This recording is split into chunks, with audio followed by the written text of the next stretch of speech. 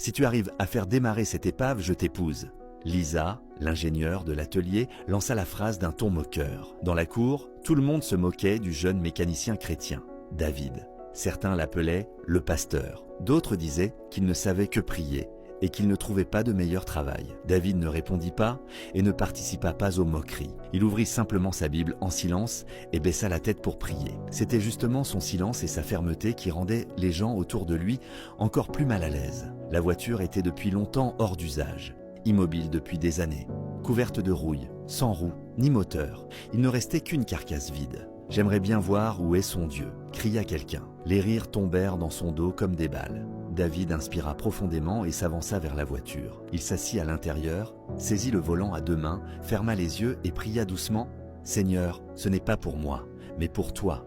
Montre ta réalité. » La cour devint soudain silencieuse. Il tourna la clé.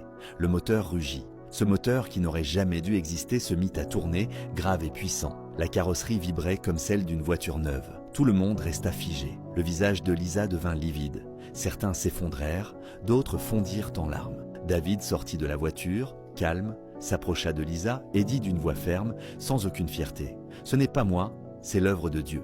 Il n'a pas besoin de logique, car il est le créateur de la logique. » Après une courte pause, il ajouta « Et je n'épouserai pas non plus quelqu'un qui se moque de la foi. » À cet instant, l'orgueil se transforma en silence et la moquerie en regret. Dieu accomplit des miracles non pour élever l'homme, mais pour réveiller les cœurs. Maintenant, c'est à toi. As-tu déjà douté ? As-tu caché ta foi? Si tu crois que Dieu peut encore accomplir l'impossible, écris « Je crois au Dieu Tout-Puissant ». Jessia.